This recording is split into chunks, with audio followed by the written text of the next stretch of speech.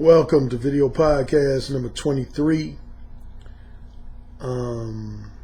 This is probably going to be either my last or next to last video podcast. It's going to be free of charge. So either my next video podcast or the one after that is going to be a paid content video podcast. It's going to center around the general concept of wholesome pretenders and erotic hypocrites. As always, if you want to leave me public feedback, do so below in the comments section. Do so below in the comments section. And if you want to write me private feedback, you can do so at YouTube at mode1.net, MODEONE.net. And what else? I want to always, as always, I want to express appreciation for all my Patreon.com supporters. I really appreciate you. I appreciate everybody who purchases one or more of my ebooks, have purchased one or more of my paperbacks, and one or more of my audiobooks.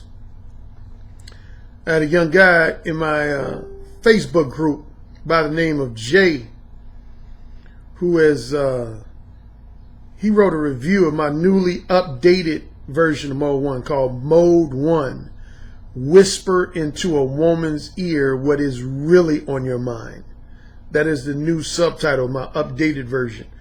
If you remember, my original Mode 1 book was called Mode 1, Let the Women Know What You're Really Thinking.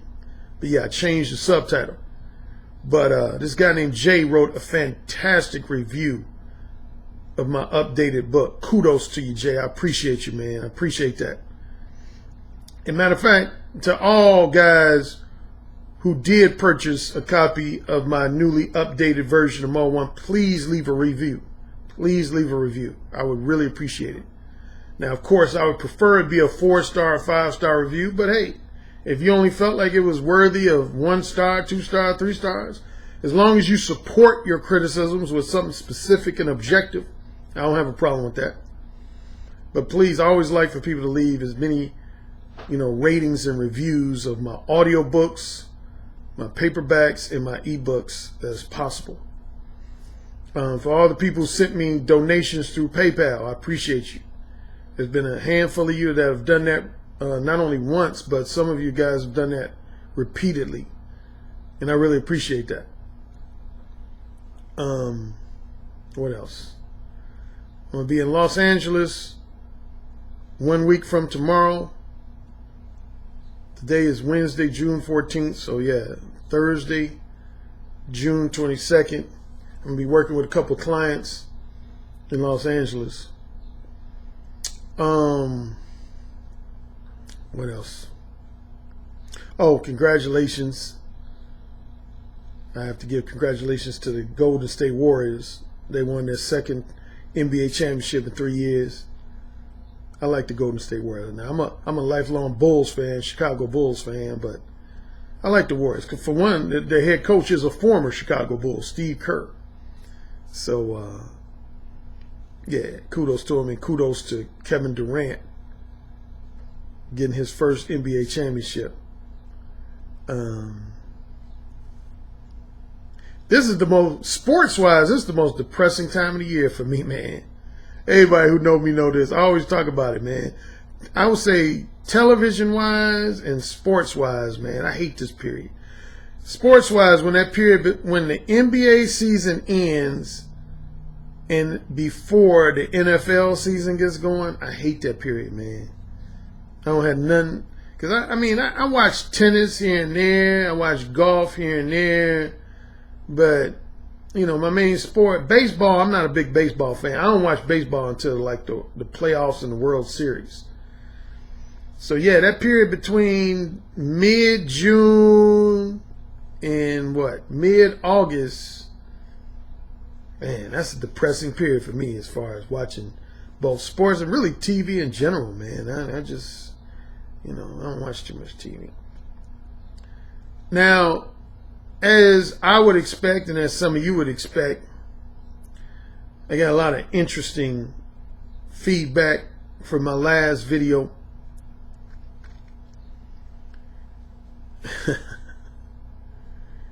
Some of y'all crack me up, man. Because, and I'm going to take the blame for some of this, because now a lot of people, whether it be clients of mine, friends of mine, casual acquaintances of mine. See, one thing that's cool about YouTube is when I did my blog talk radio show, you know, most of the time on that show I was very real. But you couldn't see me be real. You could hear me be real, but you couldn't see me be real. On YouTube, you can both hear me be real and see me be real. I got some feedback from a few people, both men and women, probably more so women than men. You know, there was some people, they said they'd never seen that side of me, as if that was my first time. I mean, yeah, I had some women tripping. It's like, Alan, I don't know if I've ever seen you like your truly like passionately angry side. You know, a couple of them said, I heard that side of you on Blog Talk Radio, but I never saw it on video. And yeah, a few male, not just client type guys, but like, you know, just general acquaintances of mine. It was like, Alan, I was tripping on your last video, man. You had that look at times like you wanted to strike somebody in that jaw or something.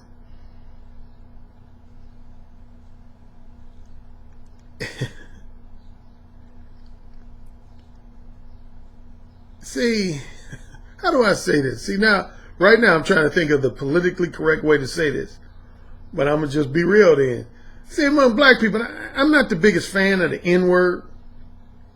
I'm really not, even though I did use it once in a previous podcast, video podcast. I think I used it maybe 2 or 3 times on my Blog Talk Radio show. But if you notice from my Blog Talk Radio days, and I don't really use the N-word too much. But that said, there's a thing among a lot of black men, what we say is that, particularly us quote unquote middle class type black men, is that we got our middle class side, but we also got a nigga side to us. So for all of those brothers and sisters out there who thought I was this like Theo Huxtable type motherfucker, you know, that was just a straight, innocent, wholesome, middle class type brother, you know, I probably gave you that impression at some point, and you have to excuse me for doing that. But trust me, you know, for lack of a better way of putting it, yeah, I got a nigga side.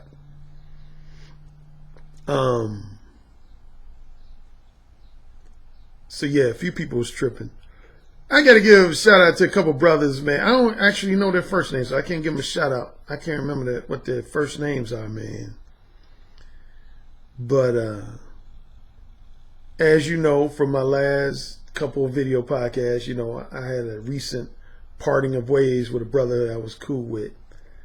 And these two brothers who do their own podcast show, man, they did this analysis of my parting of ways with this other brother, man.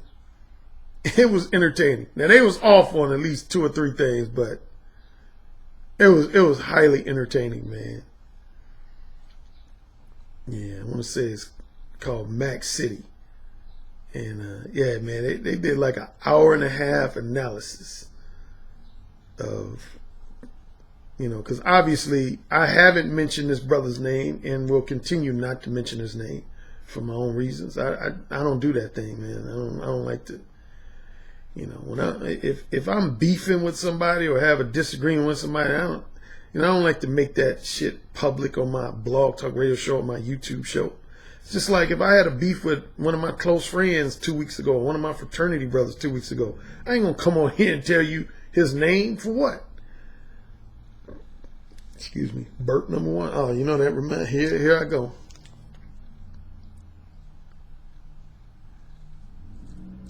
Shine. Now you know this is my favorite flavor right here, brother. Yeah, shine. Strawberry. Oh, I got good news. See, I can have an influence on some of my friends. You know, Steve D. Williams, he been watching some of my video podcasts. And, you know, I came down in, December 2015, I came down with a type 2 diabetes because I was always drinking peach Snapple. I used to drink 6 bottles of that stuff every day. But it had like 39, 40 grams of sugar in each bottle. So I had to let that go, man. Now, Steve, I'm going to give him a public shout out of kudos. He always got on my case, man, about eating right and getting away from them sugar and you know, getting away from sugary, high sugar type foods and drinks. But I influenced him, man. I told him about vitamin water zero, and now he said he recently tasted it and he loves it. Yeah, he loves it, man. I love this stuff, man. This replaced peach Snapple for me. Excuse me.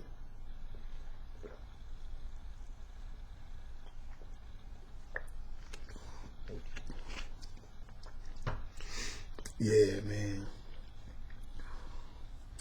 All about that vitamin water zero. But what was I saying? Ain't that? I mentioned that on the video podcast. I said you can't be doing no audio podcasts and video podcasts and losing your train of thought, man. This is like the second or third time I did that. Sometimes I take a drink and I just lose my train of thought. Oh, but yeah, man, these brothers, man, they was doing an analysis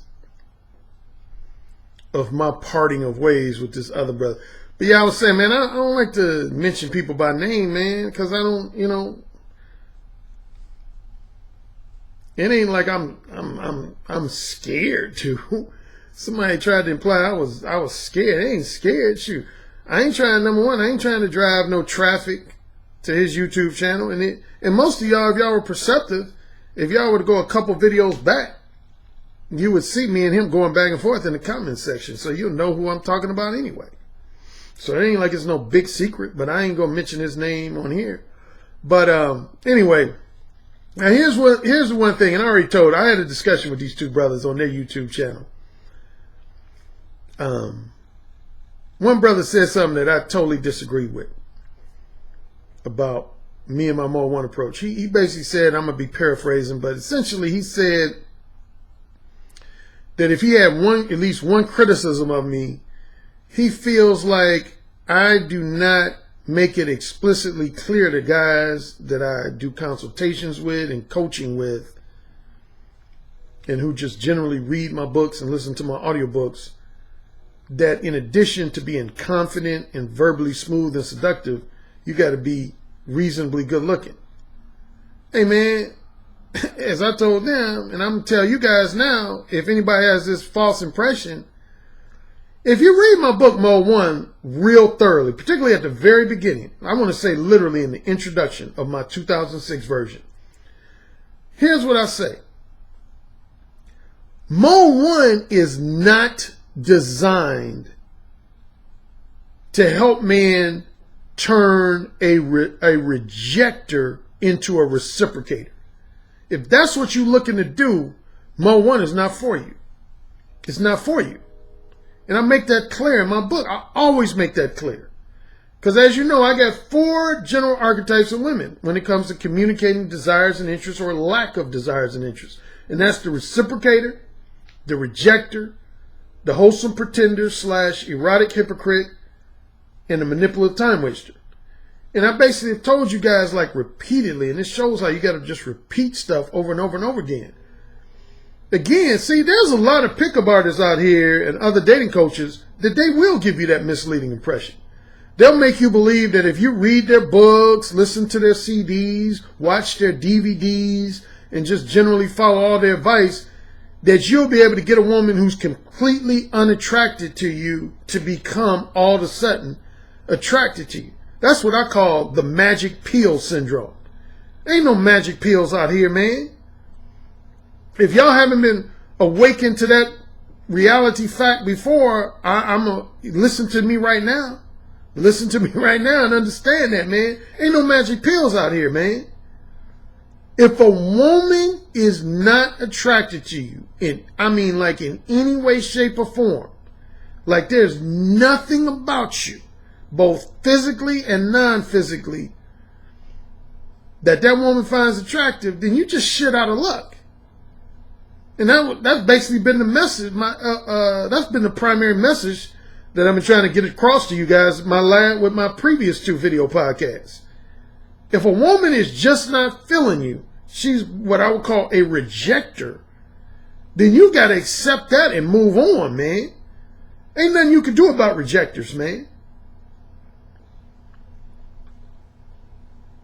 You know that I consider myself for a large part of my adult life to be a top-notch ladies' man and womanizer. But, you know, there's some women who in my past who just flat out rejected me, man. Ain't wasn't nothing I could do about that. You just got to accept that shit, man. So, yeah, man, let me make that clear, man, that, you know, and I'll put more emphasis on looks. See, here's my thing with looks. And as you know, I did a whole video podcast about looks. Looks called Looks versus Sex Appeal. I would never say that pulling women is 100% about looks, because that's a lie. That's not true. But on the flip side, I would never say pulling women is 0% about looks, because that's a lie too. So I would say neither one. I wouldn't say that looks is 100% of what matters to pulling women. That's the only thing that matters. But I would definitely not say that looks is not a part of it. A woman has to be, to some degree, one degree or another, she got to find something about you physically attractive. Whether it's the way you wear your hair, your eyes, your smile, your physique, the way you wear your clothes. I mean, something about you has to capture her eye, man. I mean, you would be delusional to think that your looks don't play a part at all. I mean, I've never given that person, a guy, that impression, at least not intentionally. I've never given any of my male clients that impression. So anyway, that was the one thing I disagree with when these 2 brothers were doing their analysis of my parting of ways with the other guy. Yeah, the one guy said, I don't think Alan does enough to make it clear that looks play a part. I mean, because every woman I've had sex with, man, she was attracted to me to one degree or another. I mean, that might have not been the preeminent thing, was just strictly my looks, but my looks were always a part of it.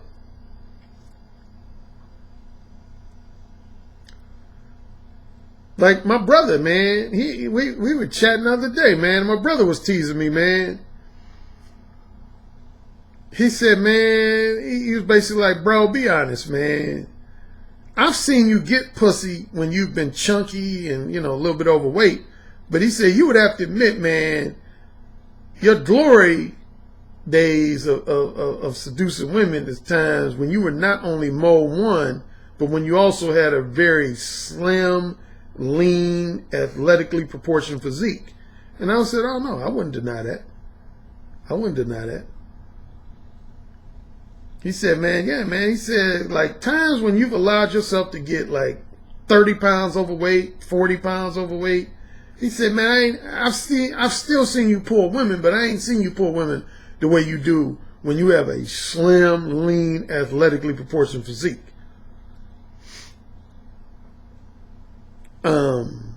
So yeah, man, looks, let me make that clear, man. Your looks play some factor in your ability to pull women. Again, I don't think looks are like always the number one thing or the main thing, or definitely not the only thing, but they always, your looks are always going to play some part of your ability to attract and seduce women, man. But that said, and again, I don't want to repeat what I said in my video podcast about looks versus sex appeal, but I've seen guys and known guys who are really good looking, but because they lacked confidence and they weren't smooth, they either didn't pull women at all, or they didn't pull the quality of women that they could have potentially pulled. Then I've seen other guys I've known. I've had close friends and fraternity brothers that were what most people would call average looking, And I've seen these guys get pussy left and right. They pull women left and right because they were extremely confident. They were very masculine. They were very erotically dominant, kinky, and they were verbally smooth and verbally seductive. So you can be an average to slightly above average looking motherfucker and still pull women if you got other shit going for you. And you could be a good looking dude, but if you got a lot of egotistical insecurities, you don't have confidence in your speech and manner of verbal expression, y'all basic and corny and conventional, yeah, you might, excuse me, burp number 2. Excuse that burp. Yeah, man, I mean, you know. Uh-oh, I hear thunder. I hear thunder. It's about to thunder where I am. Oh, another thing, this goes back to what I was talking about earlier about people, at least not too many people, but a few people was tripping on how intense I got. That was a word that was thrown at me. They was like, Alan, you was intense in that last video. I told y'all in another video podcast. See, here's the thing about me, man. Y'all got to understand who you listening to. I hope most of you all understand the type of brother y'all listening to. And I lightheartedly talked about this in a previous video podcast. I remember I was on Blog Talk Radio one time, and there was this chick. What was her name? I can't remember. Nikita, I want to say. Nikita something, or some similar name to that. And anyway, we was talking about different stuff, and she said, Alan, I get the impression you a major bad boy. And I chuckled, and I said, depends on how you define bad boy. I said, in terms of like committing crimes and robbing banks and murdering people, stabbing people, committing violence, that type of bad boy, no. I'm as goody two shoes as they come. I ain't never had to take no mug shot. You know, I ain't never been part of no street gang. I don't even think matter of fact, I know I've never owned a gun in my life. Now, I've had possession of my father's gun after he passed away, but I've never used it. But, so I told her in respect to stuff to do with, like, again, like violence and criminal activities, no. I would say I'm probably 180 degrees the opposite. But I let her know, though. I said, when it comes to dealing with women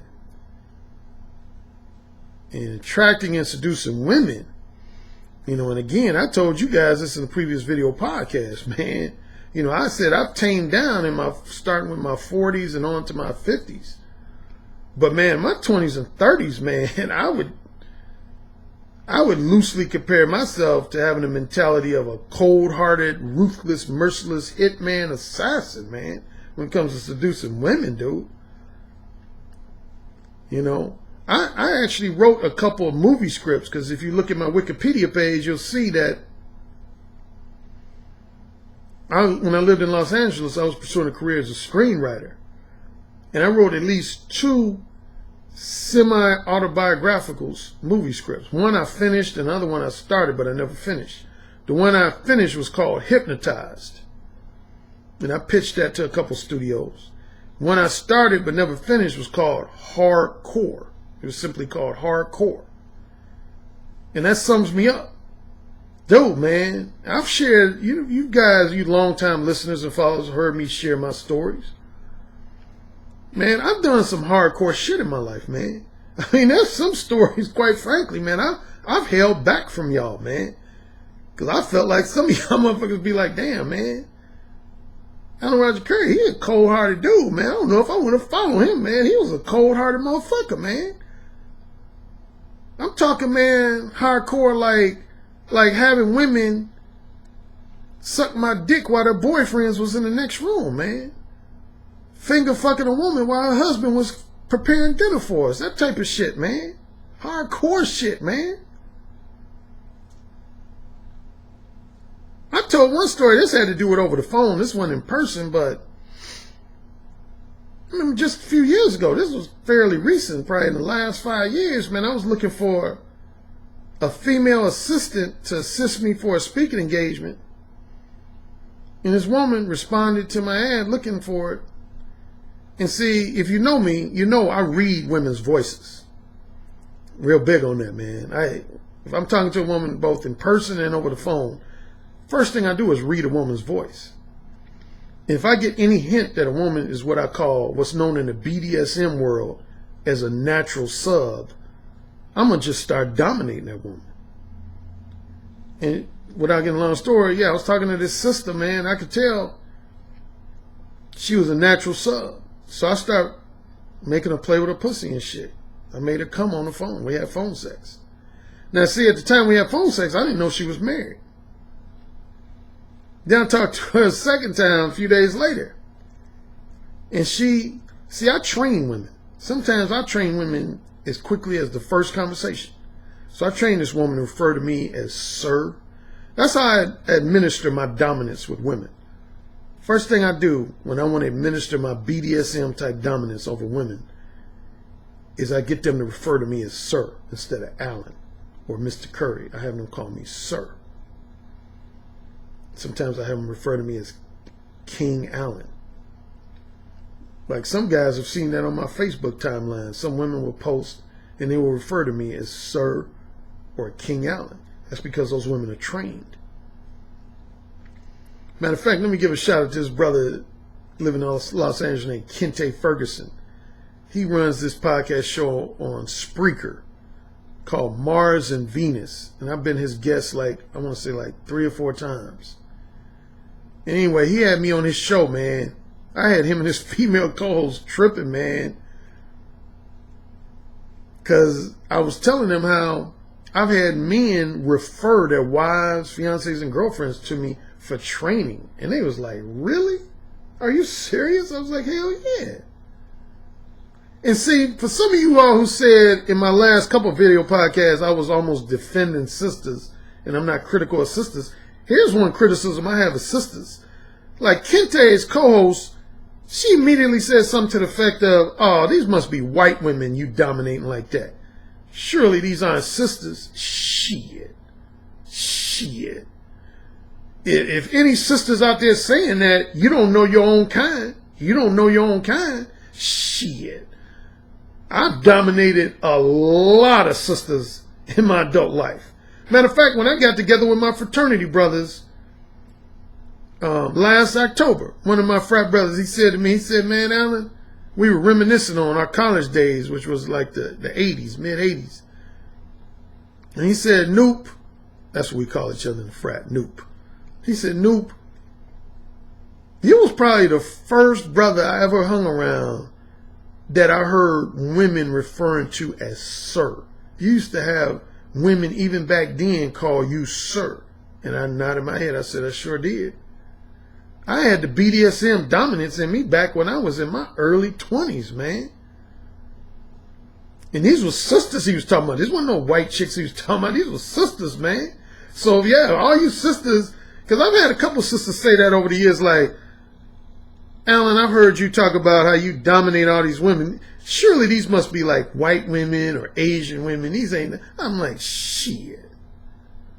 Like there ain't no black. See, a lot of black women will play the role in public like they all hard and tough and won't submit to a man.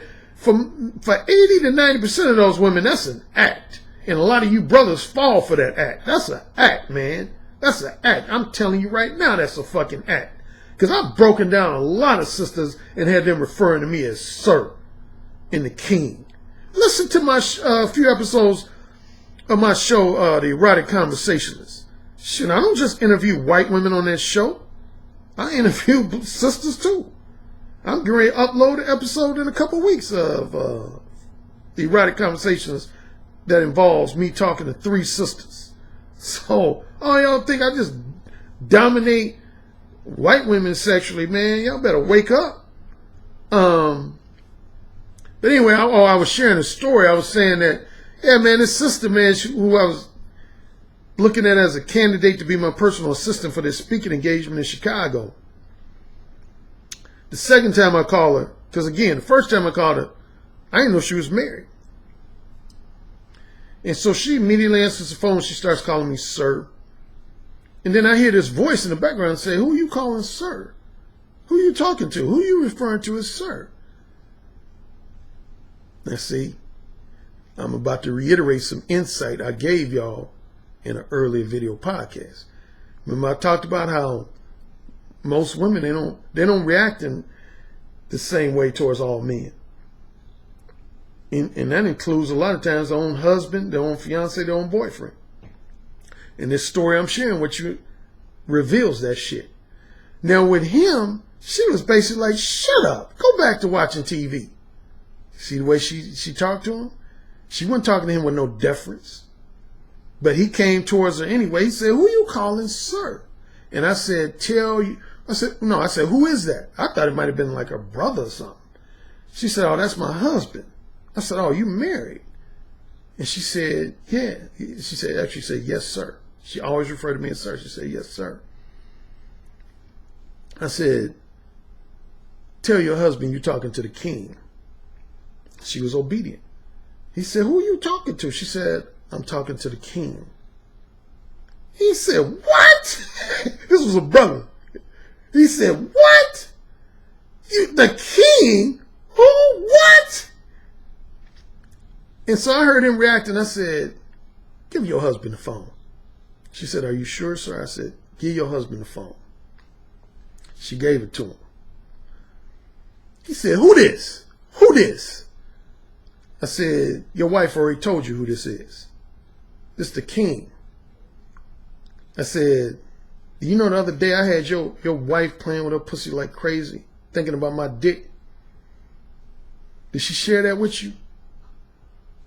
He was like, oh man, you tripping, man. Oh man, you tripping, man. This dude right here, who is this on the phone? This nigga right here, he tripping. I said, no, I ain't tripping, brother. I said, ask your wife. Ask her right now. Ask her, did I not have her playing with her pussy thinking about my dick? And he did. And she told him the motherfucking truth. And she talked to him like he was a chump. She said, give me back the phone. I said, you know what I'm going to do? Just because you pissed me off, I'm going to make her go in the bedroom and play with her pussy again, thinking about my dick. And that's your motherfucking wife. Why do I share this story? To show you that for all you guys, and particularly brothers who might have thought I had this Joe College boy look about me, and I was this innocent, wholesome type guy. Now, hey, I'm a reasonably intelligent brother. I'm a reasonably articulate brother. But trust me, man. Trust me when I say this. If y'all ain't picked this up about me already, I want y'all to understand who you listening to, man.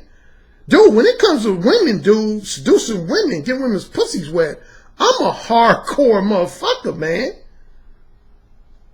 I'm a hardcore motherfucker, man.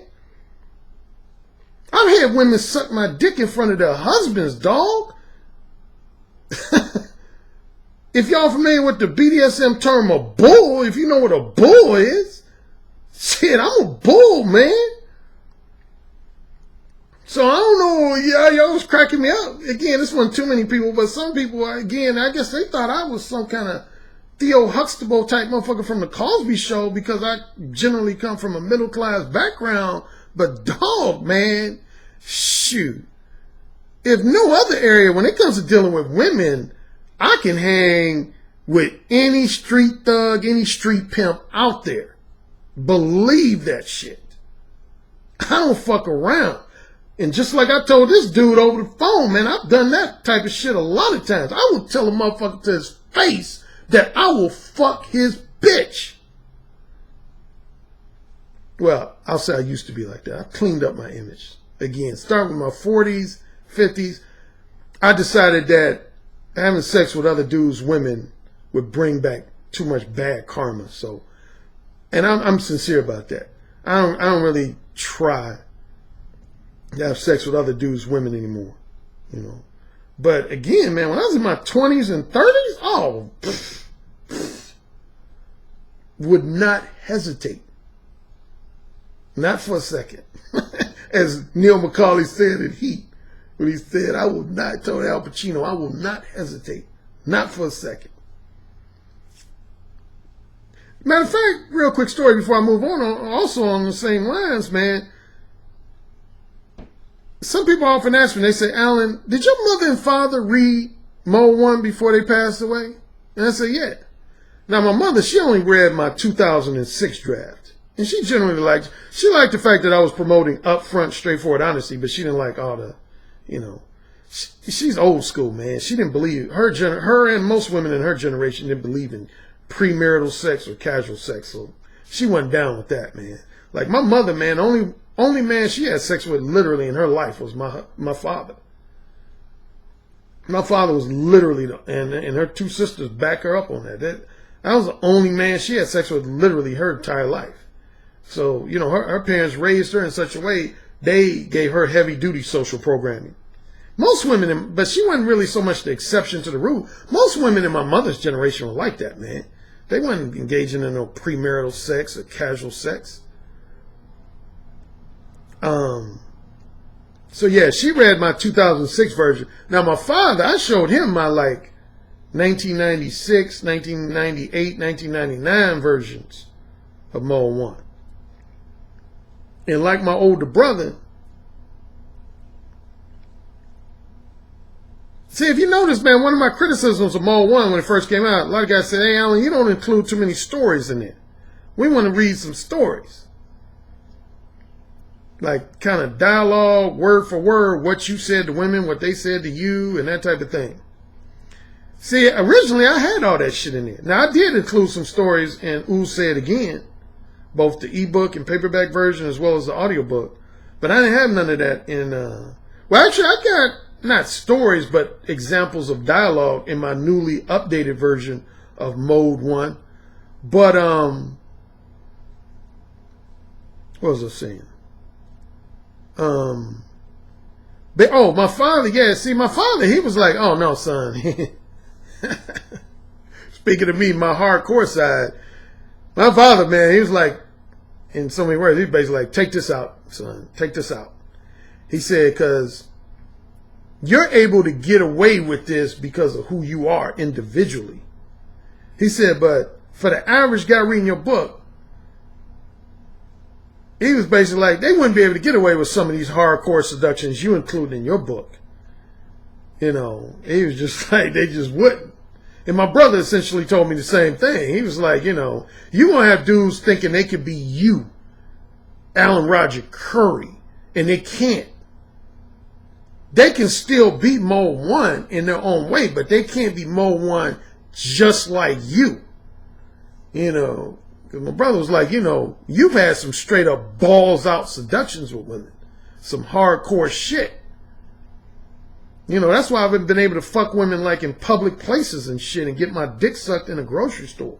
Because I don't be playing, man. I don't be playing, man. When I'm in seduction mode, I don't feel like nothing can stop me, dog. Especially once a woman gives me that sense that I either already have a pussy wet or I'm on the verge of getting a pussy wet. Oh, dude, it's a wrap. It's a wrap.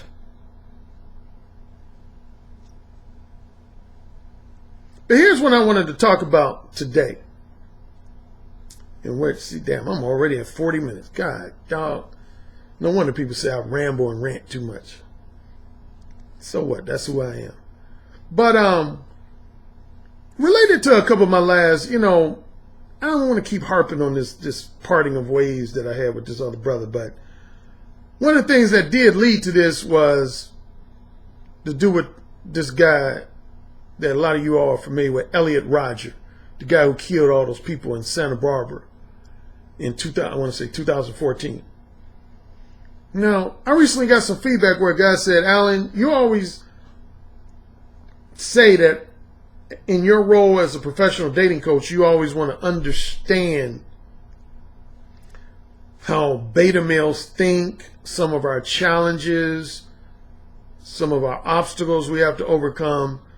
So, Alan, I would love for you to read Elliot Rodger's manifesto and at least offer a handful of opinions on it. So I did. I read excerpts of it when the incident first happened in 2014. But I never like just sat down and read Elliot Rodgers' whole manifesto. But starting with, what's the day? Wednesday? Starting with Monday, it was 140 pages, I want to say. I read his entire manifesto from start to finish. And see, this relates to definitely my very, very last video podcast about guys feeling entitled. And it relates to a lot of shit I say in general, and why you always see me shaking my head and saying, you know, wake up. I'm always telling you guys, what's the one thing I always say repeatedly? You'll see me shake my hand and say, some of y'all just need to wake up for me. Just please wake up. Now, obviously, you know, reading 140 plus pages, I'm not going to go into an hour, 2 hours worth of talking about Elliot Rodgers. Because again, I think because of what he did, he's scum of the earth. But here's the thing, man. And this is based on a lot of his own words. This delusional motherfucker, man, he thought he was entitled to have a beautiful woman as a girlfriend and or a casual sex lover. He thought he was entitled to have a woman like that. I mean, I've never hated on a guy for simply desiring to share the company of beautiful, sexy women. I've never in my life hated on a guy for simply desiring. But when you go from desiring to think you're entitled, like he used this word quite a bit in his manifesto. He said, I deserved beautiful women. I deserve to have a beautiful girlfriend. Why do you deserve to have a beautiful girlfriend? Why does any man deserve to have a beautiful girlfriend, a beautiful fiance, or a beautiful wife? Please break that down to me like I'm a fifth grader.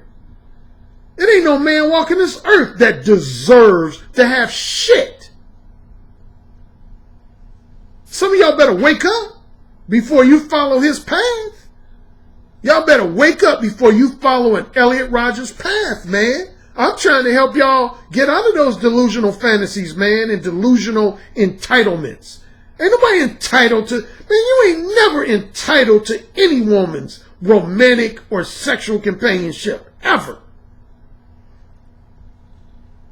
And see, that's the thing, man. A lot of men, I've said this repeatedly, a lot of men can't handle that, man. I mean, for real. A lot of men cannot handle that. They literally cannot handle. I mean, like, a lot of men treat getting a girlfriend or wife like it's like getting your high school diploma or getting your driver's license or something. Like it's something that's supposed to happen. Like it's something that's supposed to happen. Like it's just a natural part of getting older and becoming an adult. Like I've had a few of my clients admit that, man. Like one guy, in his defense, his mother told him that. And see, why did I tell you? This is why I told you. I said whenever I work with clients, whether it's a Skype consultation, telephone consultation, or one-on-one face-to-face coaching session, I always say the first thing I do when I work with clients is I extract information from them. I extract information from their head. I find out basically what type of life have they lived up to this point. I might start with as young as roughly middle school and go all the way up to present day and find out what type of life have they lived, what type of beliefs have they absorbed, what type of attitudes have they absorbed, what kind of experiences they've had with women, what did their mother and father, what kind of knowledge, wisdom, and insight did their mother share with them, their father, their older siblings, other people in their life. Because I want to know, man, who I'm dealing with. And like I had one client, man, his mother told him that as long as he made good grades and graduated from college Phi Beta Kappa, which is like, you know, with honors, magna cum laude, summa cum laude, that means you graduate with honors. His mother told him as long as he did that, man, he was going to have women beating down his door. And when he didn't, he became very bitter. He became very resentful. Then he turned to the pickup artist community. Then eventually he turned to me. See, I mentioned, man, I hate giving that old, well, since it's not active anymore, I don't mind mentioning them by name. But see, that was the main problem with the guys that used to be on that site, PUA Hate. And again, the reason that site got closed down, 90% of the reason that site got closed down was because of Elliot Rodger, because he used to post on there. But a lot of those guys, man, I'll say no less than 50% of the guys who used to post on PUA Hate, that's the type of entitlement they had. They would post comments like they were entitled to have a beautiful woman in their life. Not only just a woman in their life. That's, to me, that's delusional if you just think you're entitled to have really any woman. But a lot of these guys, they more specifically felt like they were entitled to have a beautiful woman. Like a woman that's on the caliber of like a Playboy centerfold or a Victoria's Secrets model. Please, fellas, I'm literally begging some of y'all, man. I'm begging some of y'all to wake up for me. I'm begging some of y'all to wake up for me and tune in to reality.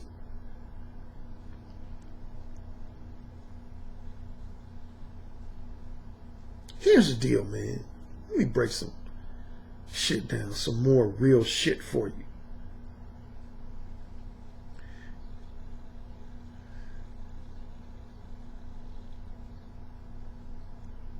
Women want to fuck who they want to fuck. Do you understand that? Do a lot of you all understand that? I don't think a lot of you all do, man.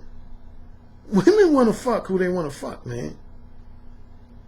Women know who do it for them, quote unquote. They know what guys do it for them. Why do you think, if you've read my book or listened to the audiobook version of the Beta Male Revolution, you notice I divide guys into 4 categories. Total alpha males with beta traits, beta males with alpha traits, and total beta males. Now, you might think those are just kind of random, arbitrary delineations that I have in that book. But those delineations are very valid. They're very real. Because here's the deal, man. Here's the fucking real fucking deal. Burp number 3. Matter of fact, let me take another swig before I continue. Excuse me.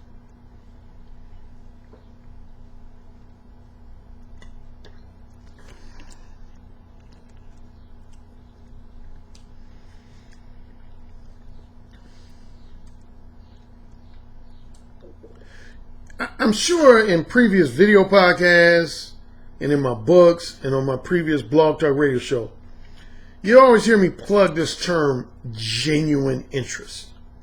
I think I just plugged that in one of my last 2 to 3 video podcasts. Genuine sexual interest. Now, some of you who are deep into the manosphere have heard of this theory, this rule. It's not something that's scientifically proven, but it's more so categorized as a theory. But there's a lot of things that suggest that it's an extremely valid theory. And that's known as the 80-20 rule theory. The 80-20 rule theory. What does the 80-20 rule theory center around? It centers around a concept that an author I've mentioned once or twice by the name of Rollo Tomasi. That's not his real name, that's a pseudonym. But he's the author of this book called The Rational Male. And he has some subsequent books that he's written since. But that's his most popular book. It's called The Rational Male. And he talks about a concept known as hypergamy. Some people pronounce it different. They call it just simply hypergamy. But I call it hypergamy. I would say, next to the fact that I've mentioned in previous video podcasts, that a lot of men can't handle knowing that most women in society have a promiscuous nature to them, or at least a polyamorous nature to them. I would say, along with that, a lot of men can't handle the fact that women are hypergamous. But if men were being objective with themselves, they would realize, and I've just been talking about this emphasis on 8s, 9s, and 10s, men are hypergamous. If you're a man that says to yourself, I don't want to date any woman that on that mythical physical scale of 1 to 10 is no less than an 8, that means you're hypergamous. Meaning you only want top tier women in terms of looks. You only want top tier women. If you say, I'm not willing to settle for a woman that's below an 8, that means you're hypergamous. So you got to be objective about that. A lot of men are hypergamous, specifically as it relates to looks. A lot of women are hypergamous as it relates to either one or two things, as it relates to sexual prowess and or wealth. One of the two. And see, here's the deal, man. I wish y'all would just listen to me, so I don't have to repeat shit and reiterate shit. But I know from my life as a dating coach, that day will never come. I'll always have to repeat shit and reiterate shit. See, going along the lines of the 80-20 rule, first of all, I'm talking about different types of interests. There's basically 2 to 3 types of interests, sexual interests a woman can have in you. There's what I call genuine interest. What is genuine interest? You always hear me mention that. Genuine interest would be if a woman wants you to have sex with her, wants you to fuck her, simply because she thinks you're handsome, she thinks you're sexy, and she thinks you're going to fuck her right. Period. There ain't nothing else she's demanding from you. Basically, she wants your dick just as much, if not more, than you want her pussy. That's genuine interest. In other words, you ain't got to throw in no offers of monogamy into the picture. You ain't got to throw in no offers of spending money on her into the picture. You know, you ain't got to throw in offers of putting no ring on her finger, giving her the title of wife, fiance, or girlfriend. She just wants to fuck because she's attracted to you, man. You turn her on. That's what I call genuine sexual interest. And in relation to my 4 categories of men in the Beta Male Revolution, I most associate that with the total alpha males. Total alpha males, man, are guys who are able to get genuine interest type pussy. They don't have to do nothing above and beyond just offering a woman their dick to get some pussy. That's a total alpha male, man. He ain't got to wine and dine a woman. Again, he ain't got to promise her any type of long-term monogamy. He ain't got to offer to spend a significant amount of time with a woman non-sexually. He just offers his dick and she offers back her pussy. That's genuine interest. The 80-20 rule basically says or suggests that only 20% of the men in society are going to fall into that category, where you can just exchange your dick for a woman's pussy. Only 20% of men. Now again, this hasn't been scientifically proven, so that's why it's called a theory. But the theory goes, I first read about it in the mid-80s. It was in an article, I want to say in Esquire magazine. Some psychologist was talking about it, the 80-20 rule theory. And yeah, he proposed that only 20% of the men are going to be able to have sex with women based on just genuine interest. The other 80% of men in society are going to be able to attract women by offering them something. It could be long-term monogamy. It could be along the lines of monogamy. You guaranteeing a woman you're going to spend a significant amount of time with her non-sexually in addition to sexually. You offering financial security, financial assistance, financial support, wining and dining. Something. You got to throw in like additional incentives and rewards for that woman's sexual companionship. And in some cases, some men, even if they offer shit, they ain't going to get no pussy. Unless with the possible exception of maybe a prostitute or a call girl or something like that. Why you think, man, you have guys like Elliot Rodger, man? Why you think you got, I mean, seriously, I want some of you, I know some of you guys are young. Oh, speaking of young, man, the thing that tripped me out about Elliot Rodger reading his manifesto, man, and I guess this happens in the age of the manosphere, he realized at a fairly young age that he was a beta male, man. I mean, most guys probably don't usually pick up on that until they're maybe 18, 19, 20, 21 at the earliest. This motherfucker knew by the age of like 12, 13 that he was destined to be a beta male. He knew that shit.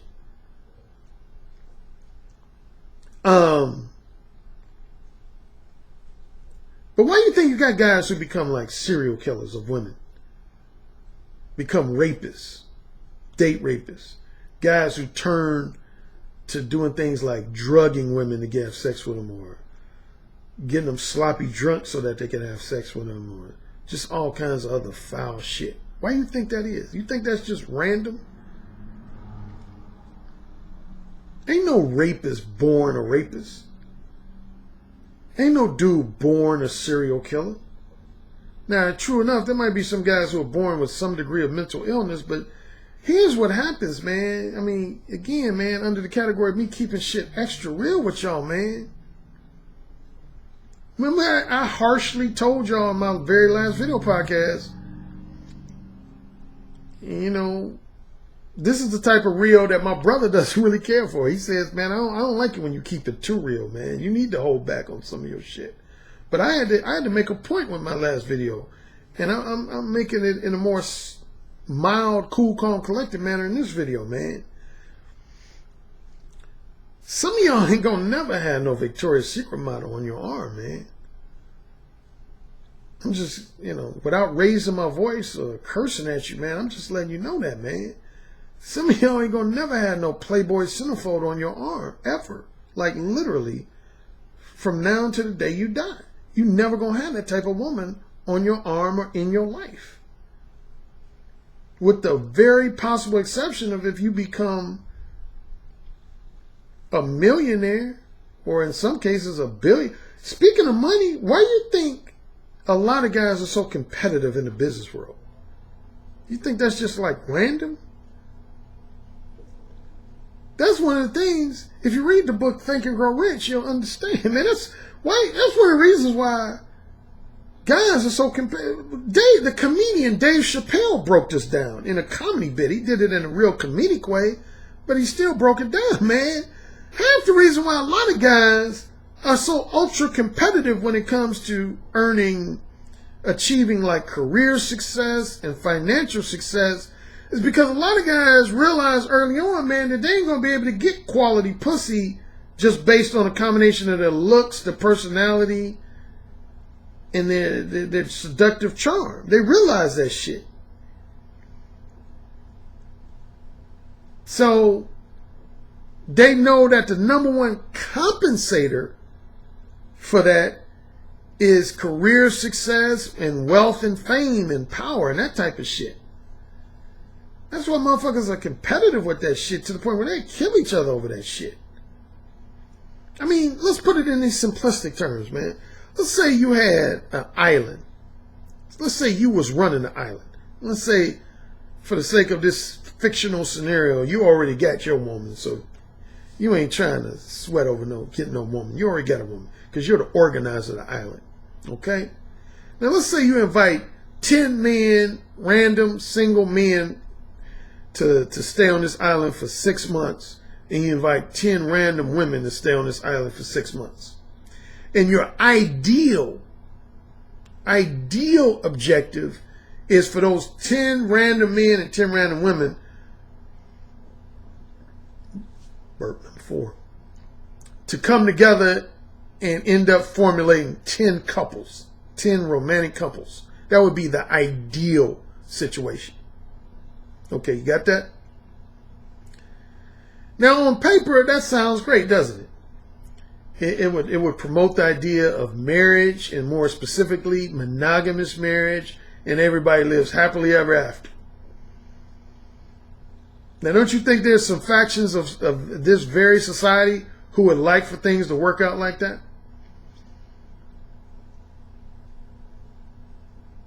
Wouldn't you say so? Sure. Okay, now let's throw some monkey in the wrenches. Let's say one of the 10 women pretended to be heterosexual to get on that island, but actually she's a lesbian. And one of the men who pretended to be on that island is actually gay. He's not heterosexual. He's gay. So you got one woman who's a lesbian. You got one man who's gay. You got another woman who's bisexual. She can float either direction. She's bisexual. You got another man on the island that's bisexual. So that's going to distort the plan right there. So you got one woman that's a lesbian, one woman that's bisexual, and 8 women that are heterosexual. You got one man who's gay, one man who's bisexual, and 8 men who are heterosexual. Okay? You got that? If you need to write it down, write it down. Okay, you got that? Okay. Now let's say 2 of the remaining 8 guys, 2 of the 8 heterosexual guys, very handsome, very confident, very smooth and seductive, reasonably nice physiques. And they got so much charm that those 8 heterosexual women all wouldn't mind having sex with those 2 guys. Okay? They all wouldn't mind having sex with those 2 guys.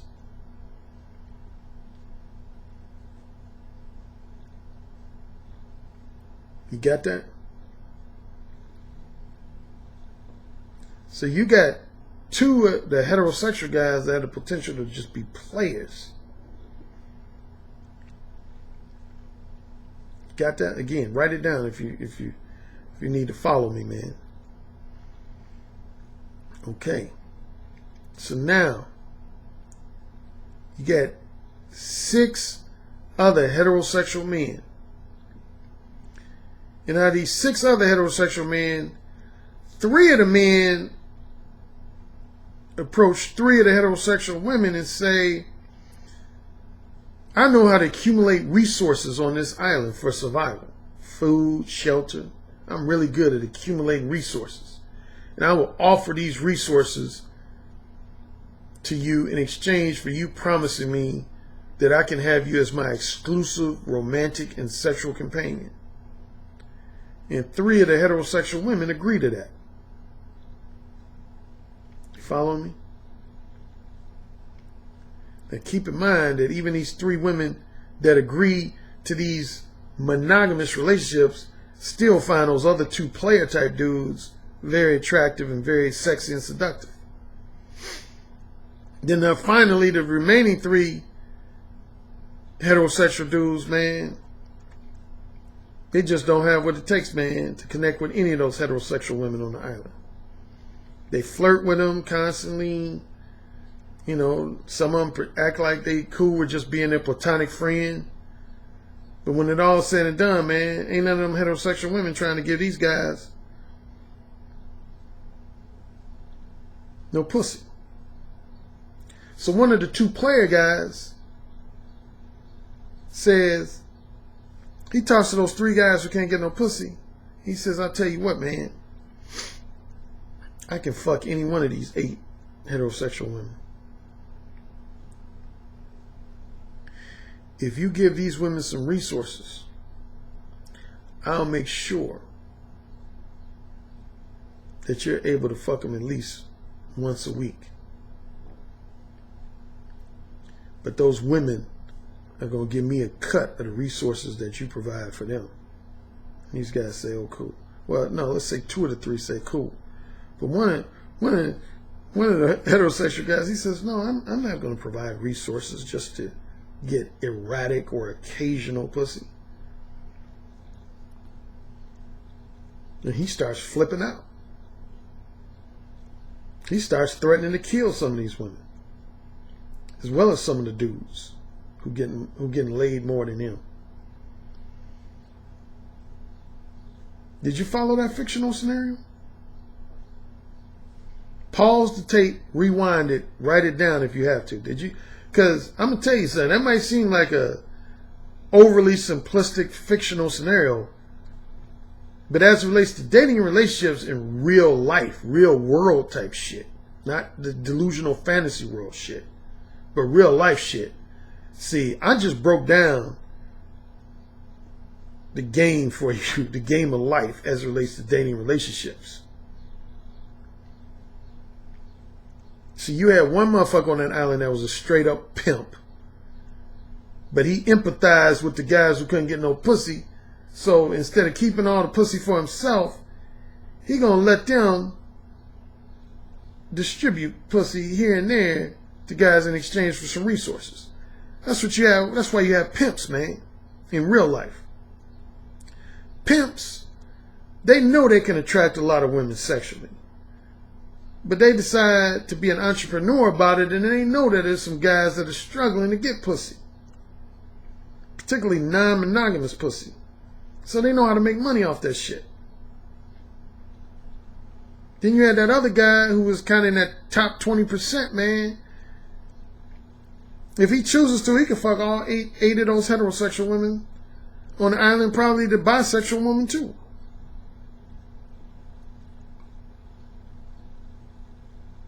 Some guys have to offer resources, man, and hopefully in exchange for a that woman being faithfully monogamous to him. And some women will accept that deal. But some women will pretend like they're accepting that deal and then cheat on their husband behind his back with one of those two-player type motherfuckers. I've told you how many times I've been a woman's other man. At least 3 dozen times. I had married women throw the pussy at me, man.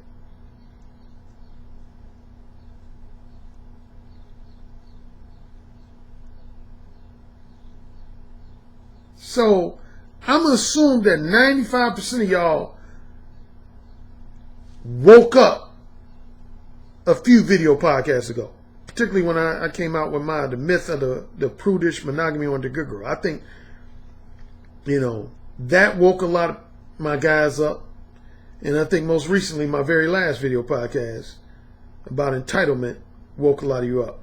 But if those two didn't wake you up, I hope the scenario I just gave you is waking you up that much more, man.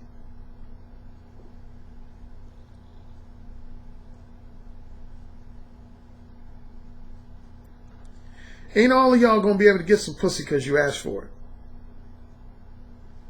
Period.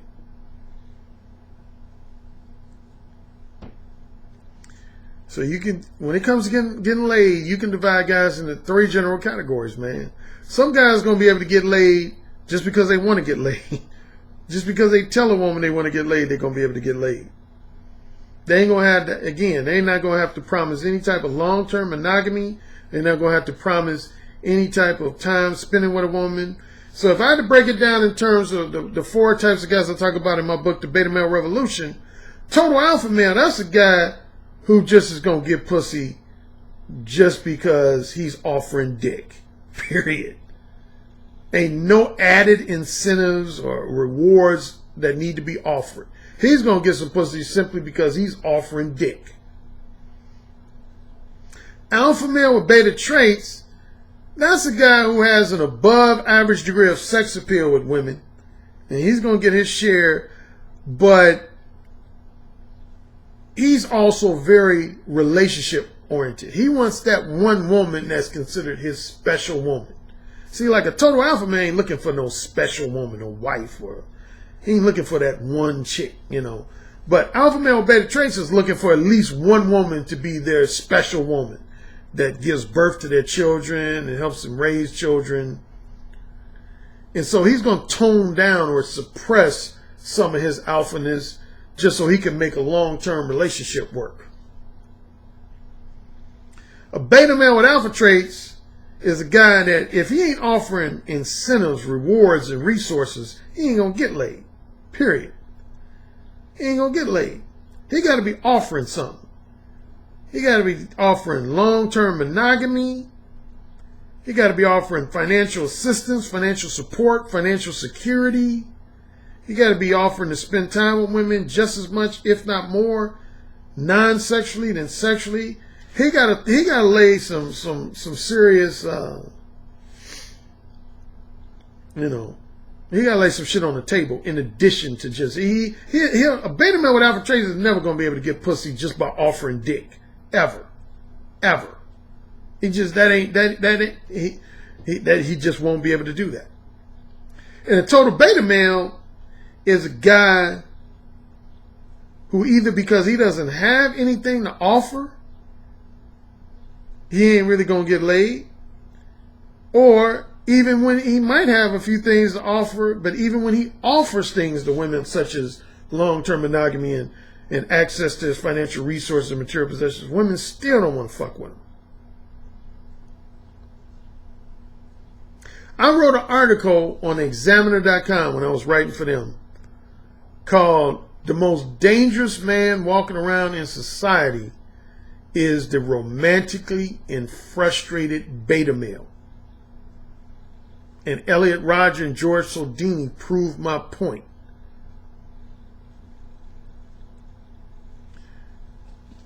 The scary thing is, those guys were the tip of the iceberg.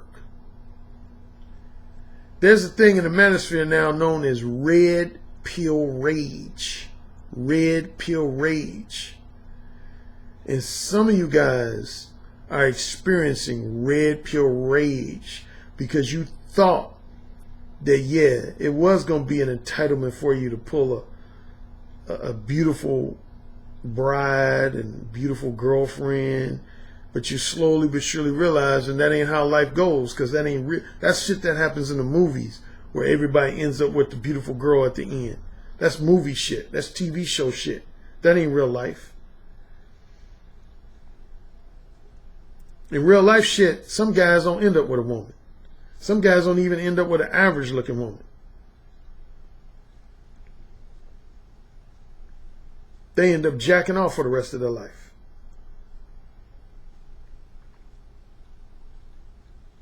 That's the sad reality, man. But that's the real world, man. And see, one thing why your boy Elliot Rodger was willing to kill himself, because he said he'd come to the conclusion that the real world was brutal. That's the word he used a lot. He said the real world is brutal. He couldn't understand why a guy who's basically like an asshole type, a jerk type, was able to get more pussy than he was. Because he considered himself a good guy, a nice guy. Yeah, the real world is brutal, man. If y'all think the world of human beings is brutal, y'all need to do some studying of certain animal kingdoms, man. When it comes to sex, it'll make you glad you're a human being, man. You know what happens in certain animal kingdoms?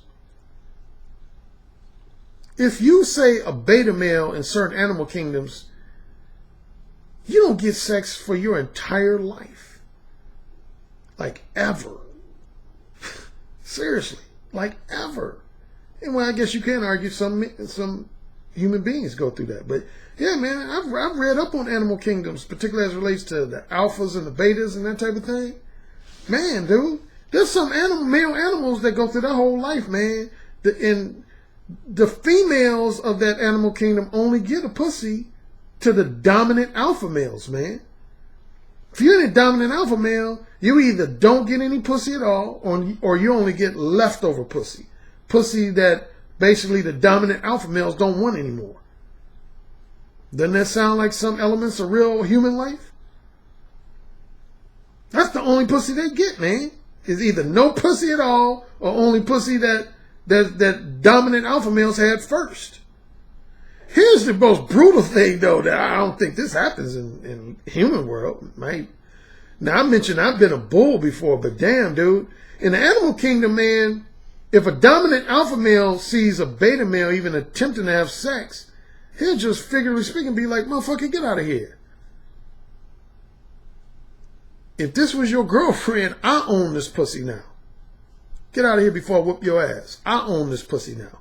Imagine if you're a beta male and you having sex with your girlfriend or wife in your apartment or house, and a dominant alpha male just burst into your house and said, Hey, get up off that pussy. I own that pussy now. That's my shit now.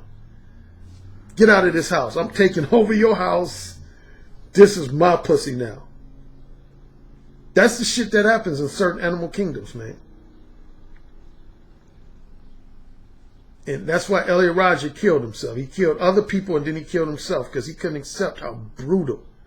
So, man, I'm not here to help any guy feed into any delusional fantasies, any TV show fantasies, any romantic comedy, romantic drama, movie fantasies. I'm trying my best. Maybe I fail at times, but I'm trying my best to give y'all real world shit, man. Yes, in many aspects, the world is brutal, dude. In a lot of aspects, and particularly as it relates to dating and relationships, man. Again, that's why a lot of men in society are fiercely competitive, man. Because the one advantage we do have over animals, and I'll say more specifically that beta males have, is that in most animal kingdoms, it ain't like they can compensate for their lack of alphaness with financial resources and material possessions. They just got to accept being a fucking beta, man. Now, in the human life, that's the thing, man. Beta males can at least halfway make up for their lack of looks, their lack of seductive charm, their lack of confidence, and their overall lack of alphaness with things like financial resources and material possessions.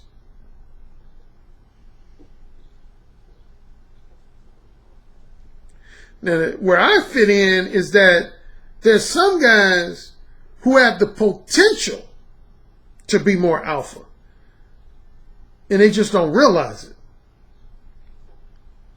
I've had a lot of clients like that. There's some guys in society that have been brainwashed to believe that they're beta, or they've allowed their mother, older sister, whoever in their life to make them adopt beliefs and attitudes that causes them to exhibit beta male behavior. But really, they could be significantly more alpha. I've worked with clients like that. I've helped out clients like that. So all of you all are not a lost cause, man. You know, I've helped guys make the transition from beta to alpha just with some tweaks and adjustments to their social programming, their belief system. You know, help them get rid of some fears, some invalid fears, invalid egotistical insecurities, invalid beliefs, invalid attitudes. Number 5. So there are guys I can help, but again, the reality is, and this is to reiterate what I already expressed in my very last video podcast, for some of y'all, man, I can't help y'all, man. Particularly if you solely focus on pulling an 8, 9, or 10. No, man, some of you guys who like in that category, I ain't going to be able to help y'all. Because again, man, some of y'all ain't going to be able to pull no 8, 9, or 10. Like ever. Like even if you read all of my books, follow all of my advice, you're not going to be able to pull no 8, 9, or 10. You're going to have to settle for a 4, 5, 6, or 7. And I don't even know why y'all hating on those. Shoot. I ain't gonna lie, man. I've had sex with quite a few 5, 6s, and 7s. If you talking about just purely on looks, shit. And then those were some of the best sex partners I ever had, man. Shit. I mean, you want to keep shit real, man. Some women that are 8, 9s, and 10s are duds in bed. David X talks about that, man. Some women who are really like physically drop dead gorgeous and beautiful, man. A lot of those women end up being your worst fucks. So I don't know why y'all all set on these 8, 9s, and 10s and shit. And here's what kills me, man. Some of you guys, man, I can see if y'all guys look like Brad Pitt or Boris Kojo and y'all feel like y'all should deserve an 8, 9, or 10. But damn, dude, some of y'all need to look the fuck in the mirror, dog. Y'all might be a 3 on your best day and thinking y'all deserve to have an 8, 9, or 10. And y'all are 3, 3.5 on your best day. Come on, man. Why are you fooling yourself like that? Why are you being unrealistic like that?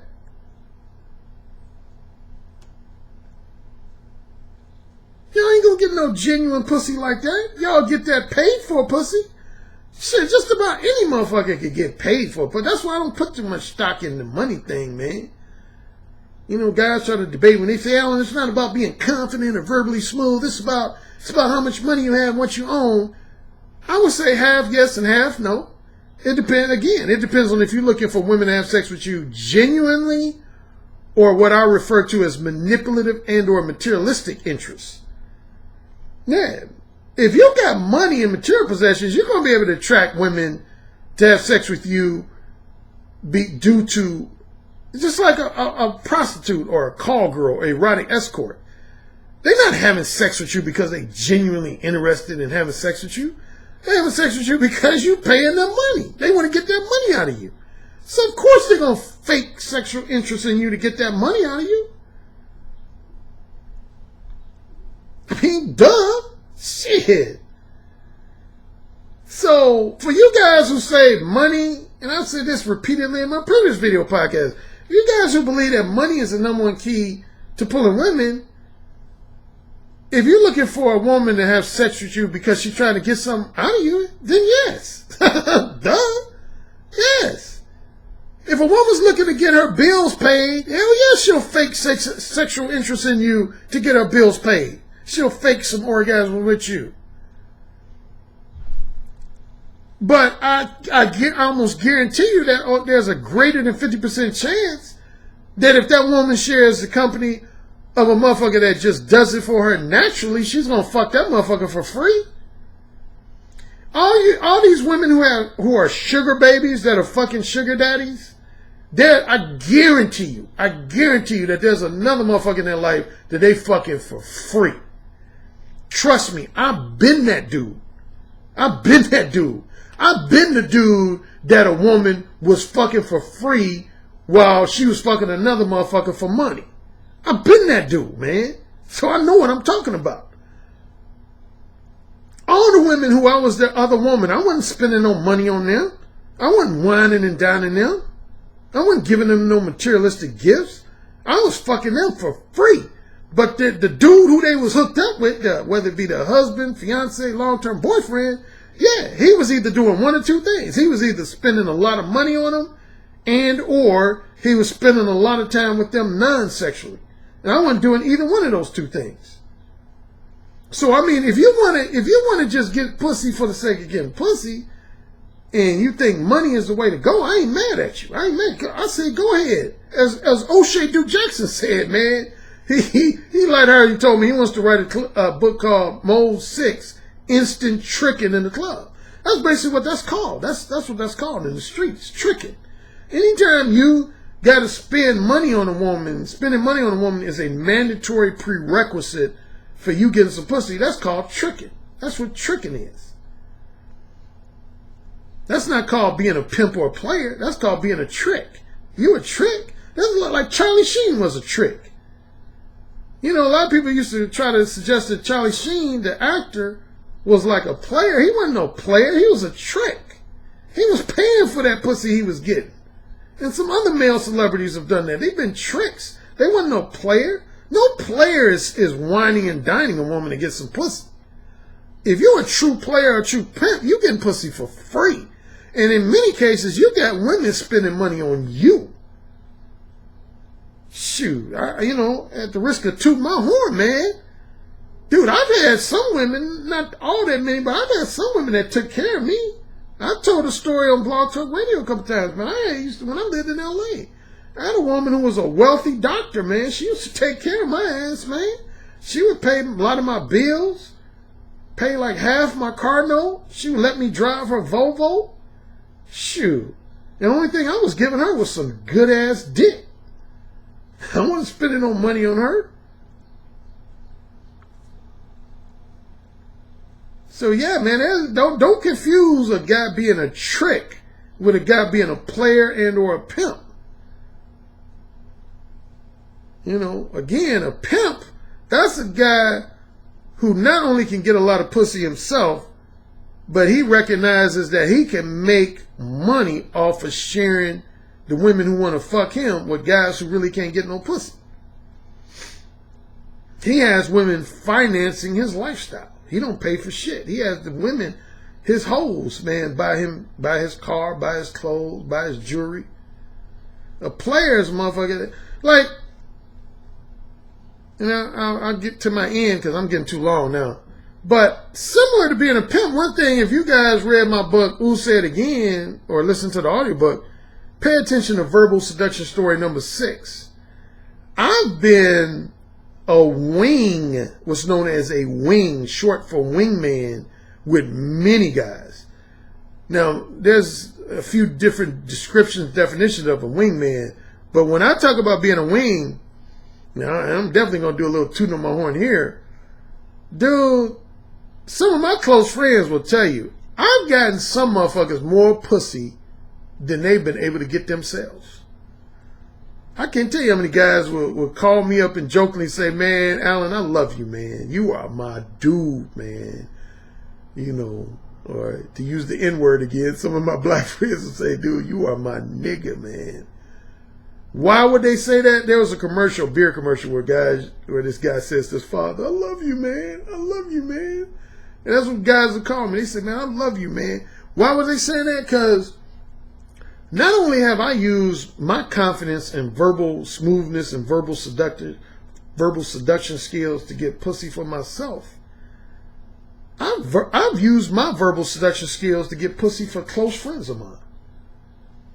Some of my friends will tell you, like sometimes if, I don't know, let's say I had a guy that was coming in town, man, coming into LA from Chicago, I call him one of my honeys and say, hey, man, I got a buddy.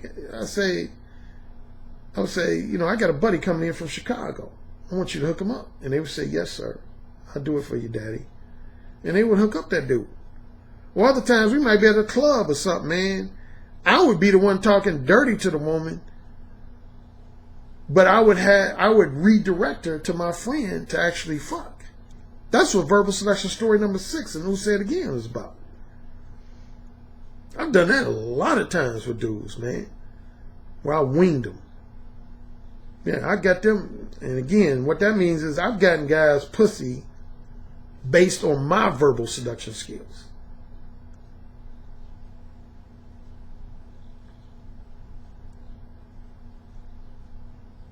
So, if y'all didn't know who y'all was listening to before, I hope in my last 2 to 3 verbal podcasts you realize who you listening to now. I ain't one of these nerdy guys who put on a top hat or something and dressed in crazy clothes and all of a sudden just out the blue called himself a pickup artist. Or some dude who paid attention to other dudes, some of his friends and shit, and then decided to call himself a dating coach. My shit comes from my own experiences, man. And most people I work with, man, they can tell that. I told this story a few times already, but I'm going to tell it again. I remember I was working with a client in Los Angeles. And at one point during our coaching session, she just looked at me and I said, what's up? He said, man, I like you, Alan. He said, I really love you, your dating coaching style. He said, the thing I love about you, I can tell just talking to you and looking at you that you've been in the trenches, that you actually done experienced some shit that led to your knowledge, wisdom, and insight. That you just ain't throwing out theories and going off of other people's experiences. He knew that just from talking to me. That's what I'm trying to make a lot of you guys, more naive type guys, man, understand, man. You ain't talking to no rinky-dink motherfucker. Again, to emphasize what I was saying earlier in the conversation. You know, in my younger days, man, I was a hardcore motherfucker, man.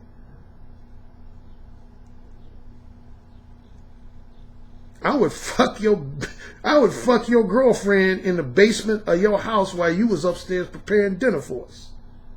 That's the type of motherfucker I was, man. I was cold-blooded, man. Anyway, hashtag for this video podcast is going to be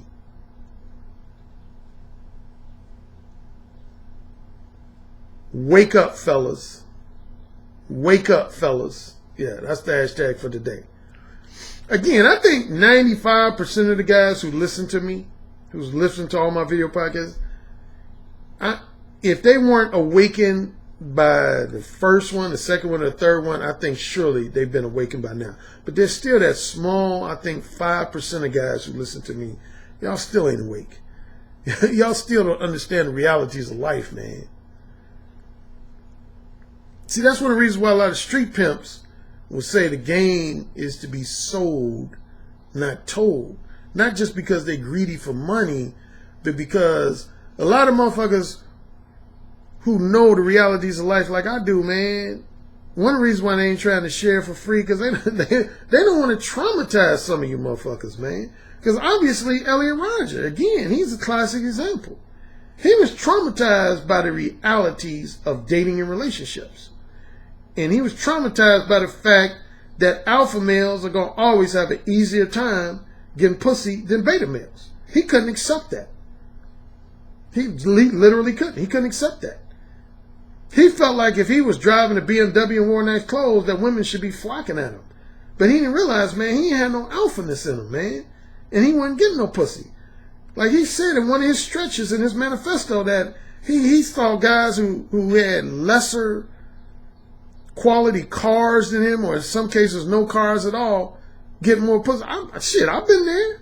Dude, I can name times when I was riding the bus when I was getting more pussy than motherfuckers who was driving cars.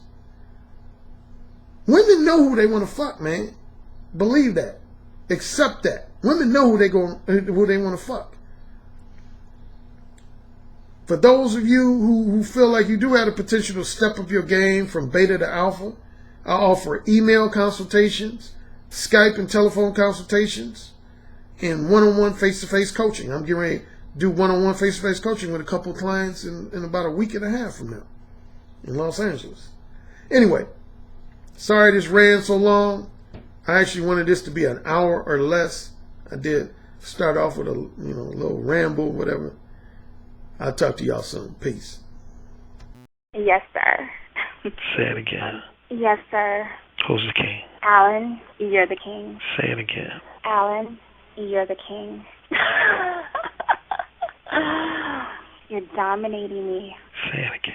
Alan, you're dominating me right now. Mode 1. Mode 1. Daddy, can I go, please? You're the king. Say it again. Oh, you're the fucking king. Yes. Yes. Yes.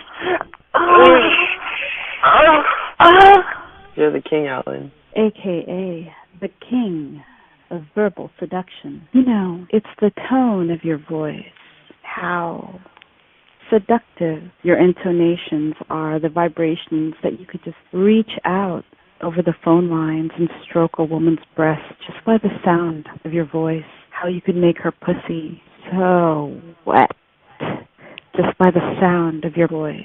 That's actually very hot. So you said my show was what? I said your show is powerful. Oh, say it again.